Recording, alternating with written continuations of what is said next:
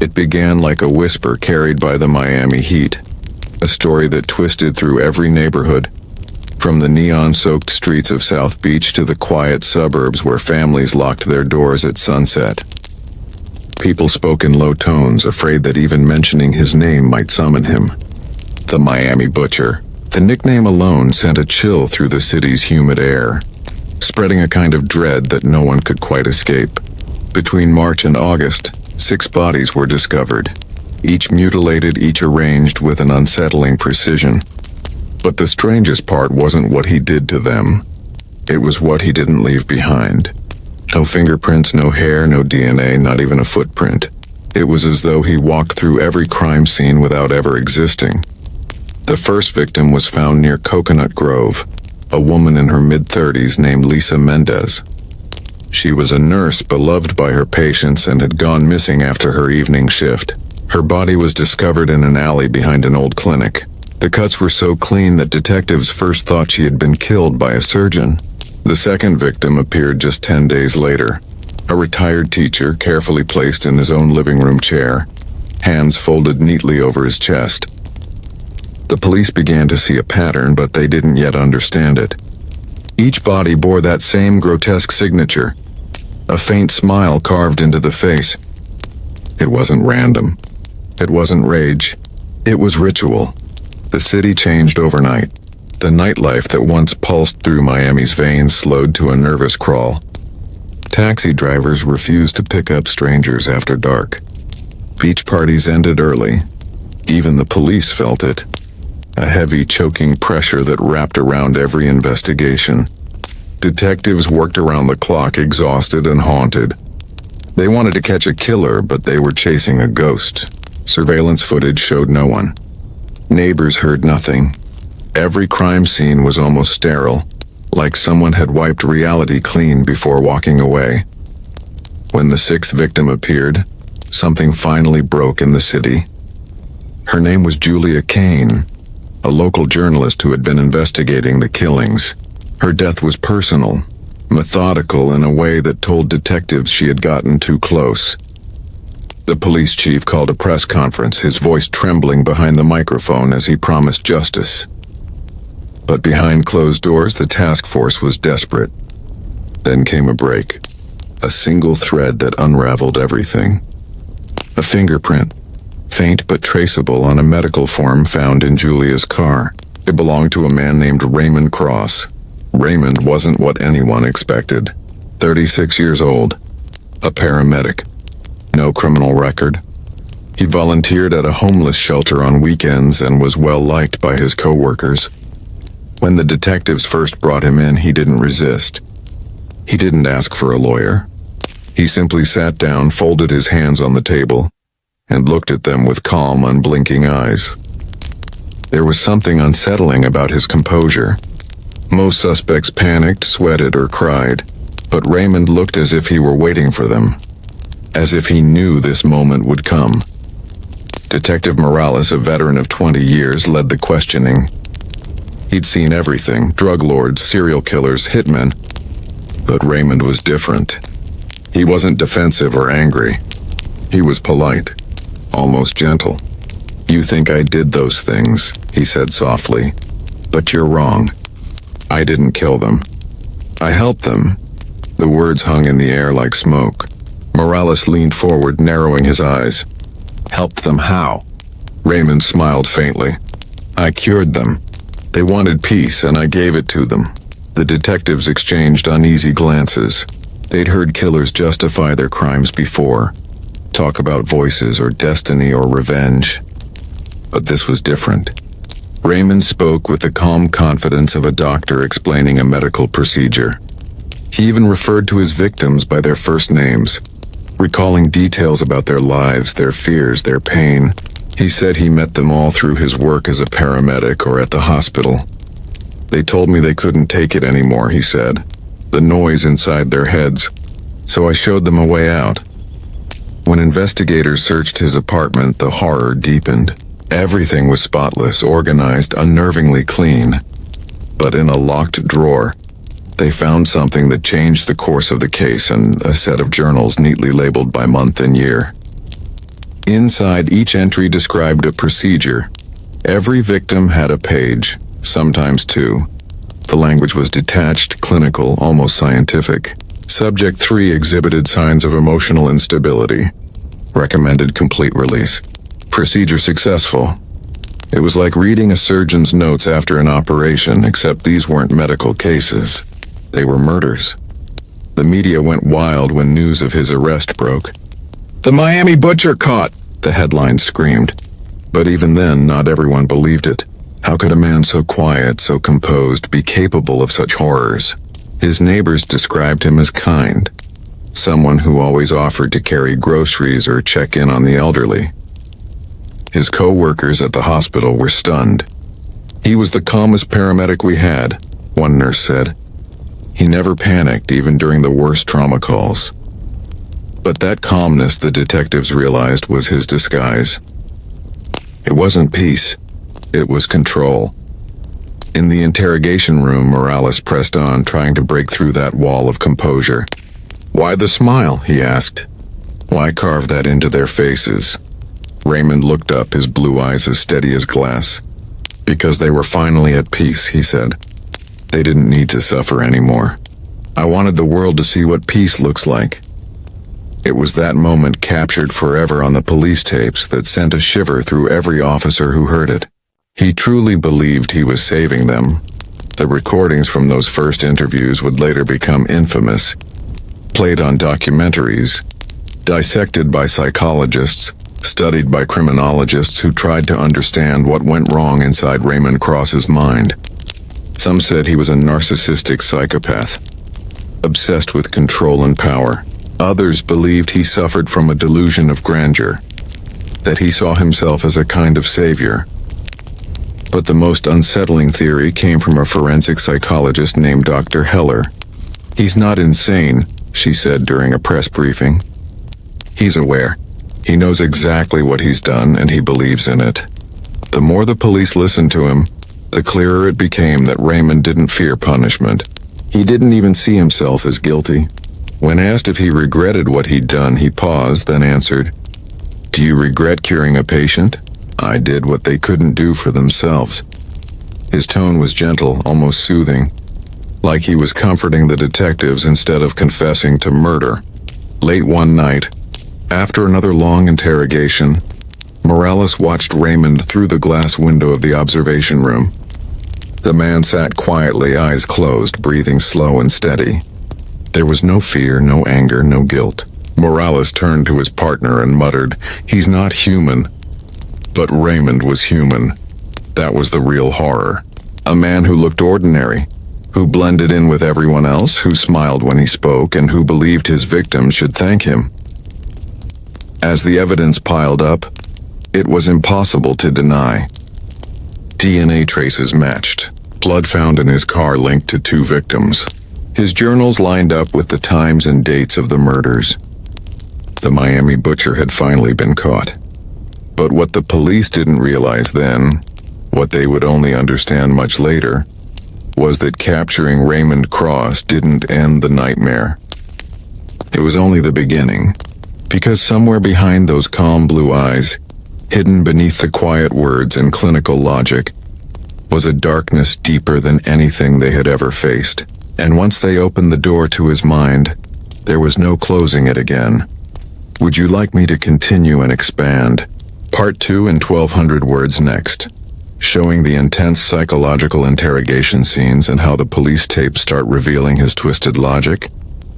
The first tape began with the faint hum of the air conditioner in the interrogation room, and the low shuffle of papers as Detective Morales prepared his notes.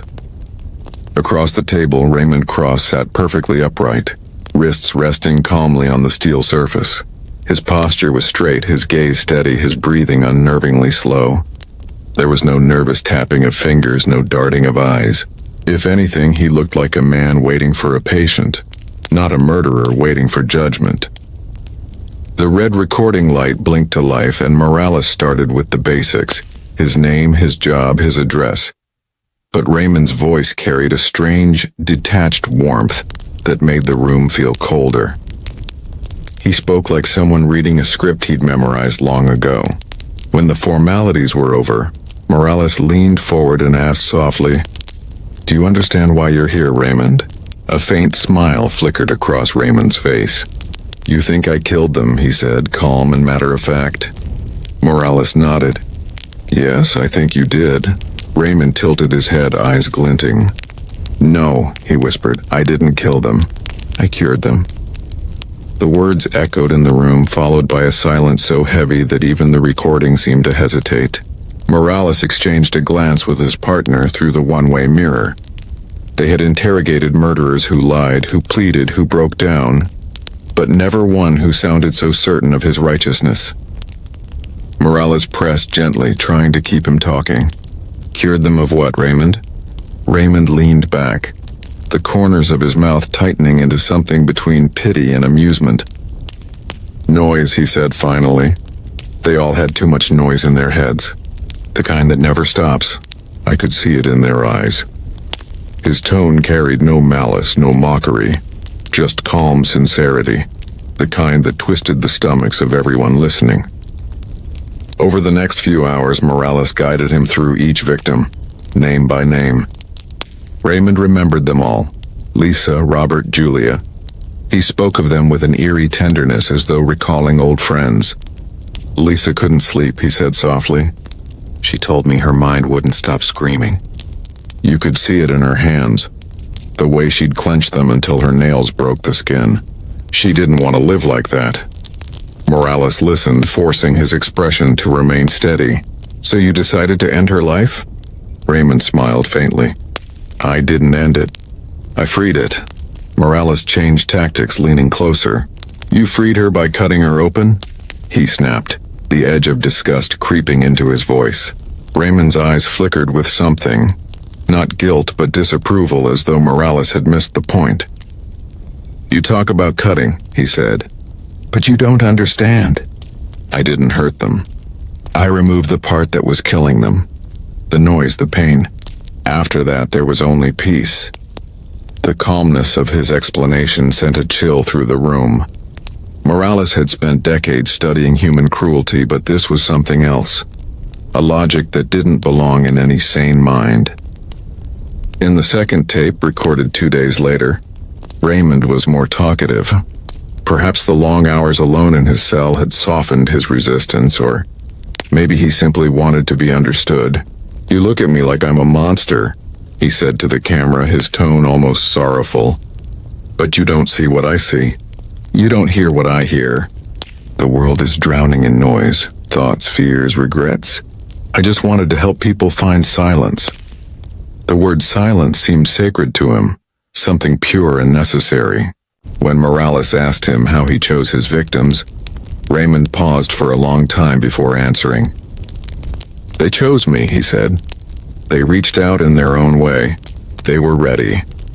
The investigators had found links between Raymond and each victim. They'd all been to Miami General Hospital within 6 months of their deaths. Each had seen Raymond at least once, either in the emergency room or during a home follow-up visit. On the surface, it was coincidence, but to Raymond, it was destiny. "They were drawn to me," he said. "They trusted me to take away their pain." Morales asked if they had asked to die. Raymond's answer was chilling in its simplicity. "They didn't have to. I could see it."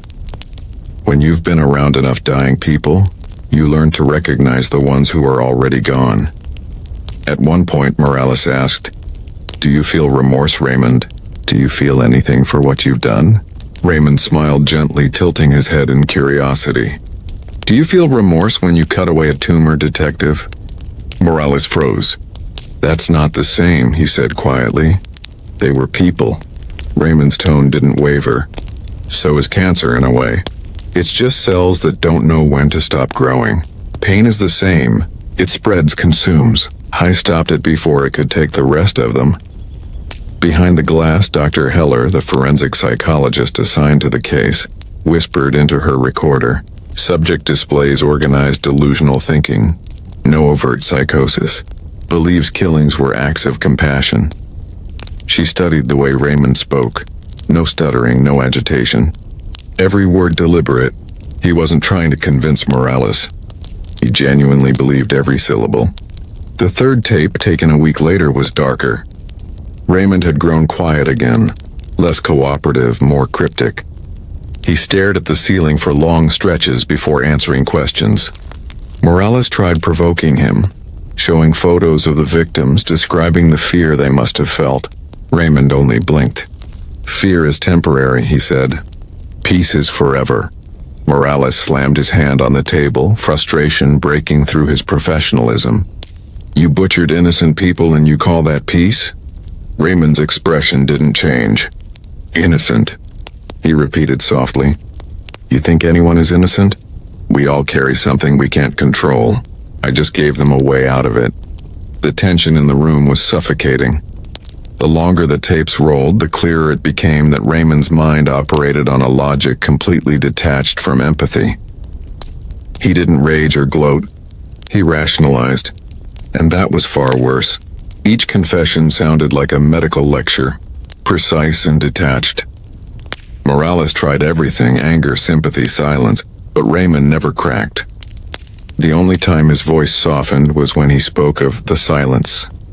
It was his obsession, his gospel. "When you're surrounded by screaming souls," he said, "you start to crave quiet. I just gave them what they couldn't find on their own." By the time the fourth tape was recorded, the detectives were exhausted. Raymond seemed to sense it. He began to play with them, subtly, almost kindly, like a teacher leading his students toward a painful truth. "You think I'm sick," he told Morales, "but you're wrong. I see what's broken in people. You see it too, don't you? You've seen things you can't forget. You wish you could make it all stop." Morales froze. Raymond leaned in. "That's why you can't sleep at night." It was the first time Morales felt something like fear, because Raymond wasn't guessing. He was reading him, dissecting him the same way he had dissected his victims. His calm voice seeped under the detective's skin like poison. Every word was a mirror. "You don't kill," Raymond whispered, but you want to. You think about it sometimes, don't you? How much easier it would be if certain people just stopped existing. That's the noise I'm talking about. That's what I remove. When the fourth tape ended, Morales sat in the empty room long after Raymond had been escorted back to his cell. The hum of the air conditioner seemed louder now, more intrusive. He rubbed his temples, trying to shake off the echo of Raymond's words. The man had a way of crawling inside your mind, rearranging things, making you question where sanity ended and sickness began. The police had hours of footage by then, each minute more disturbing than the last. The media would eventually release edited versions, and the public would hear the calm, soothing tone of the man who became the Miami butcher. Psychologists from across the country would analyze his phrasing, his choice of words, his measured breathing, but none of that could capture what it felt like to be in the same room with him. That sense that he was always in control, that he was the one studying you. As Morales prepared for the next round of questioning, he watched one of the tapes again. Raymond's voice filled the room, steady and hypnotic. "You can call me whatever you want," he said in that final clip. But when they closed their eyes, they didn't feel pain. They felt silence. And silence is mercy. Morales turned off the recorder, staring at the dark screen. The Miami butcher had spoken like a prophet, not a killer. And deep down, Morales knew something terrifying. This wasn't the confession of a man who wanted forgiveness. It was the doctrine of someone who believed his work had only just begun. Would you like me to expand part 3 next, showing the discovery of his journals, the FBI profiling, and the final chilling police tape before his death in the cell? When the search warrant was executed on Raymond Cross's apartment, the detectives expected chaos. Bloodstains, hidden knives, maybe trophies from his victims. But what they found instead was order. Unsettling surgical order. The one-bedroom apartment in downtown Miami was spotless.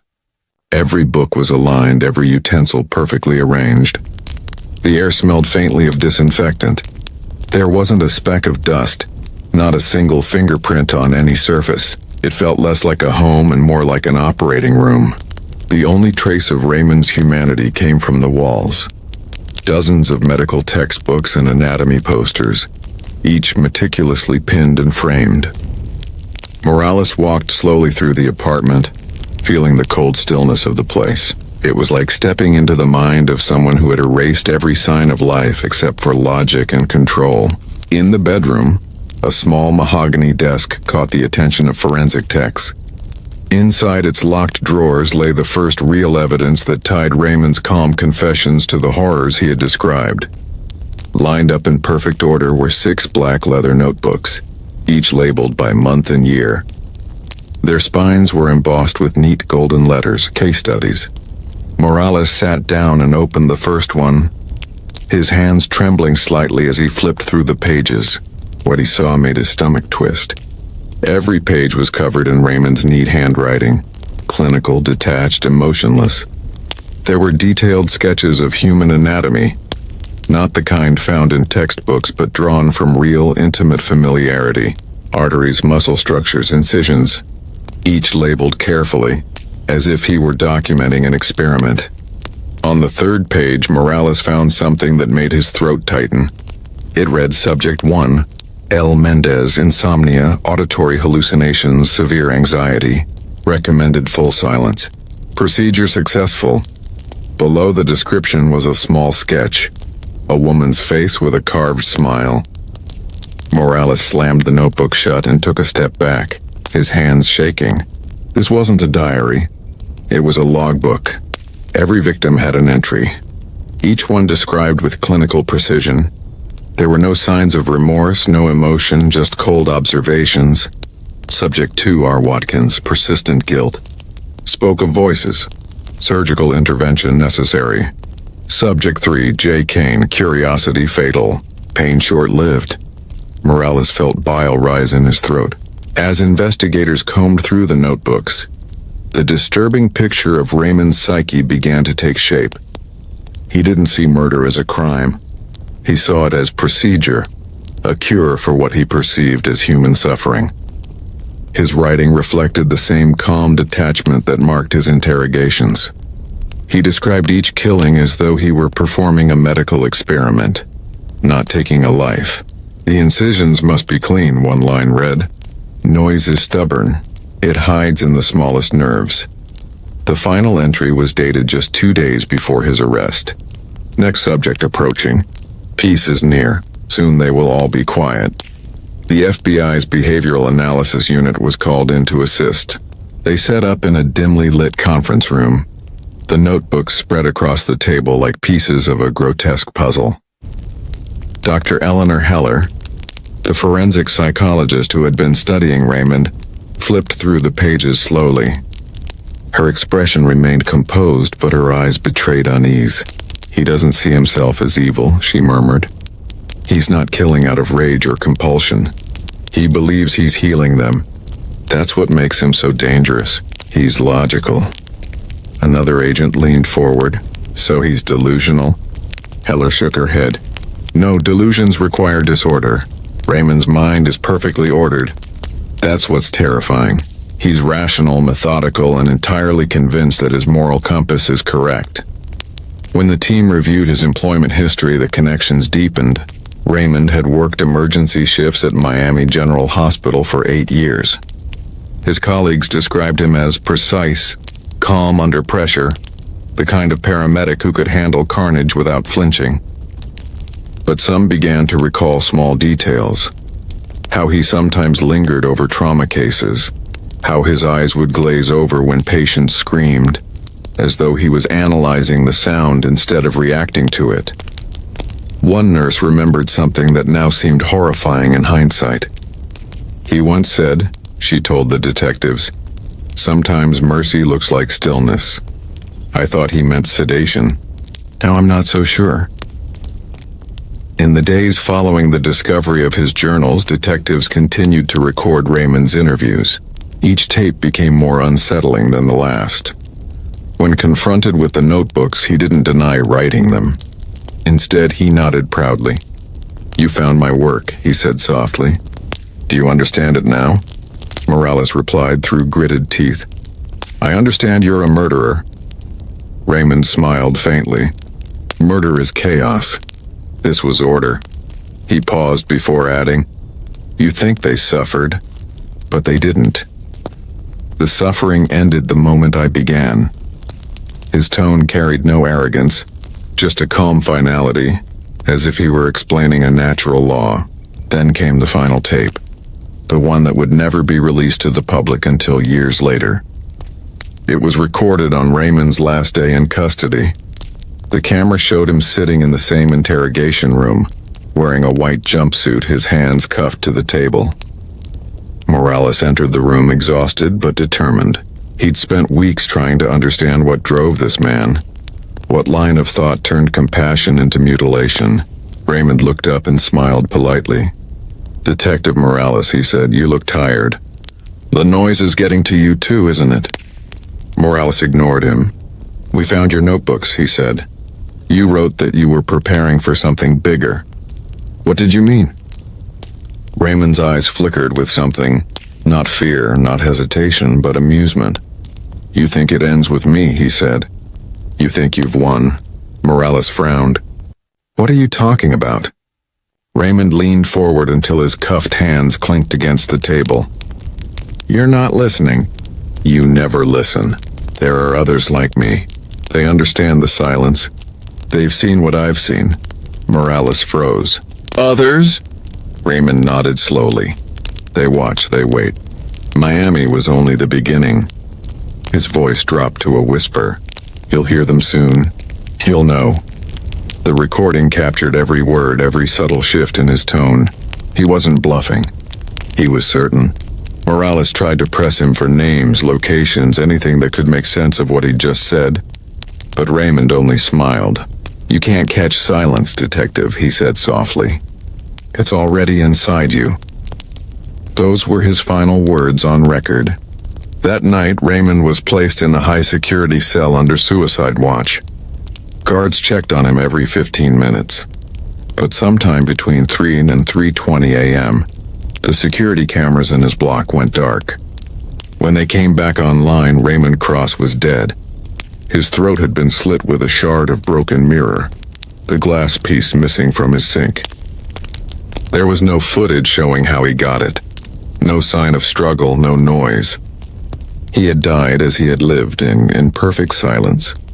The autopsy confirmed it was self-inflicted, but Morales never accepted that explanation. He had reviewed the security logs himself. No one had entered or exited the cell. Yet on the wall beside the bed, written faintly in blood, were 2 words. "They're listening." The handwriting matched Raymond's perfectly.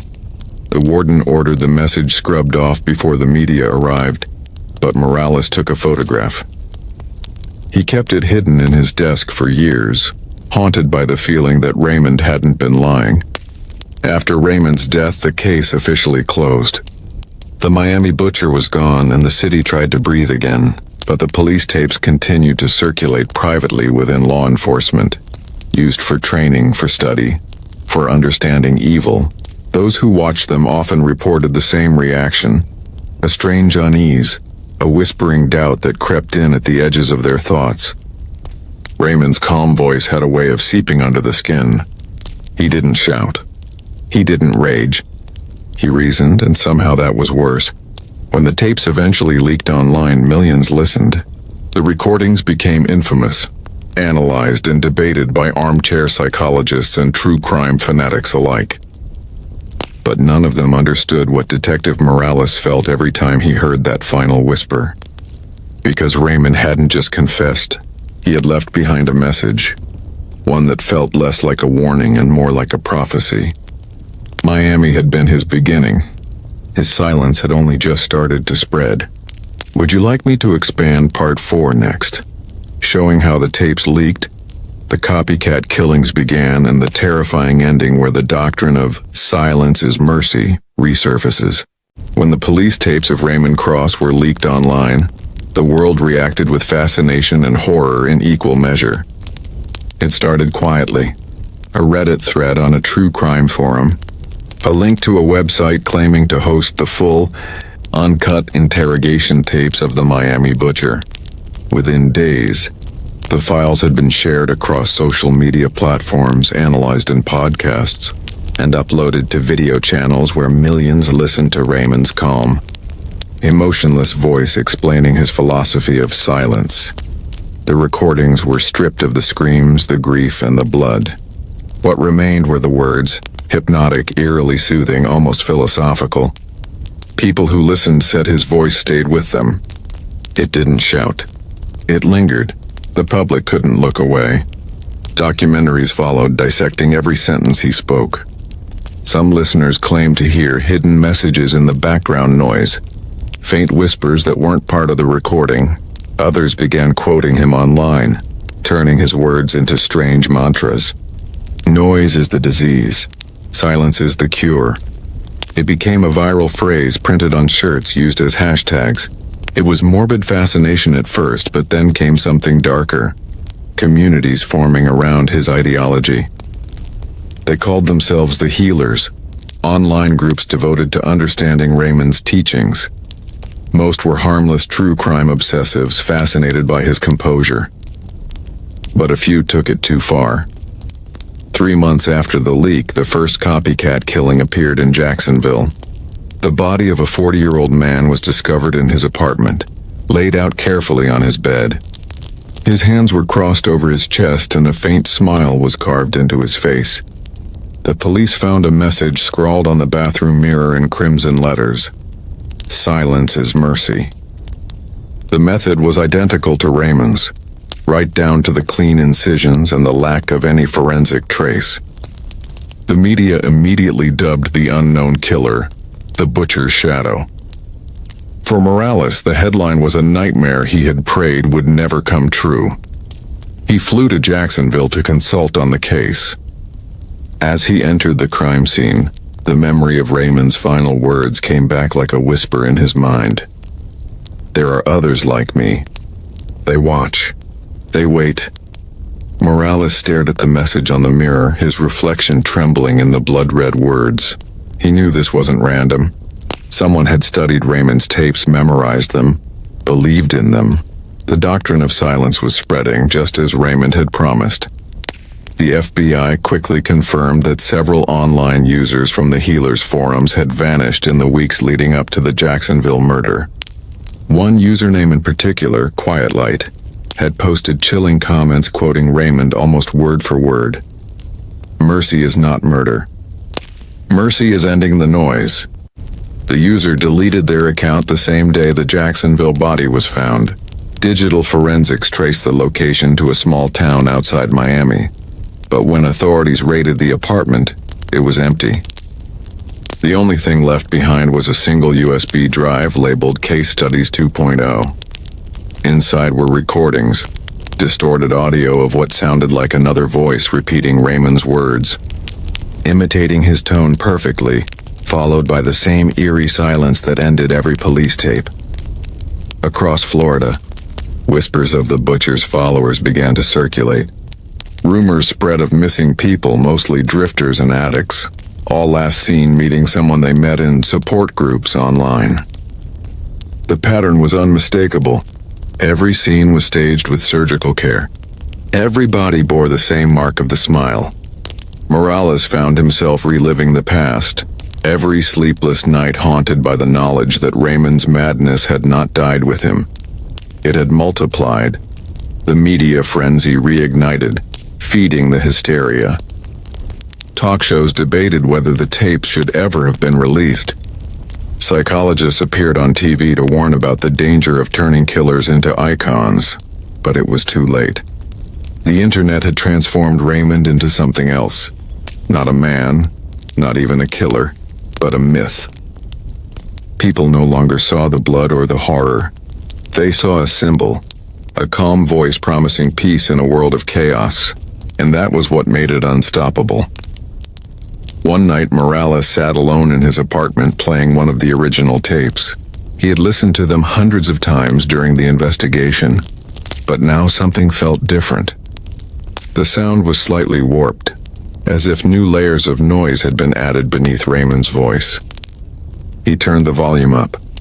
Between Raymond's calm explanations, faint whispers bled through the static.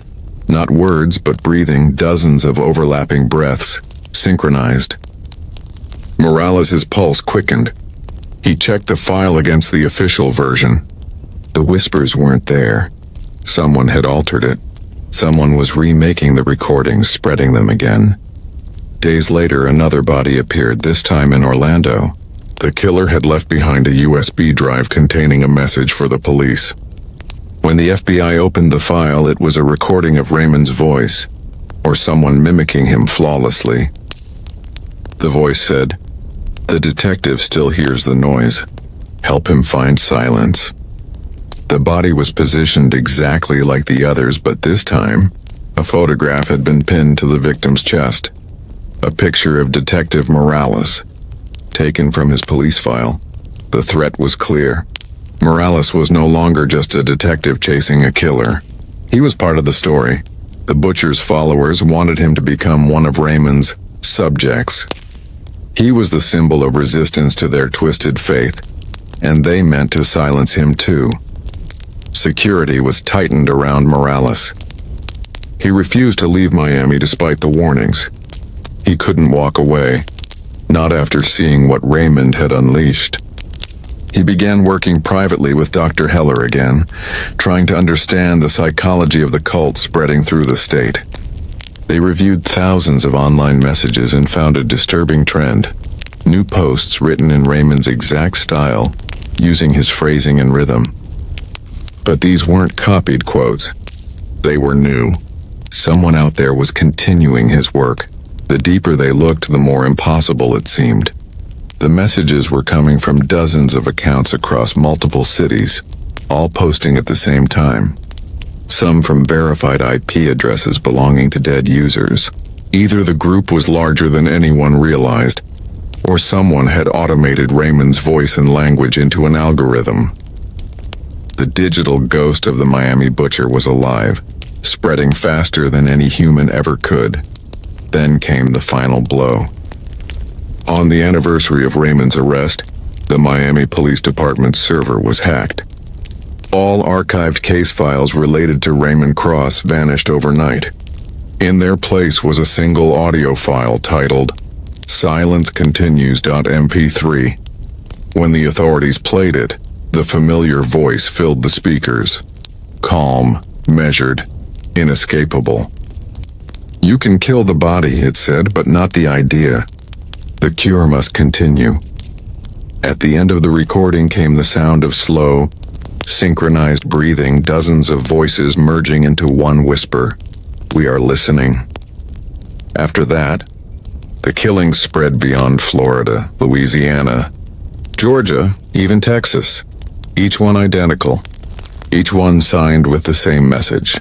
The FBI formed a national task force, but the media's obsession only fueled the legend.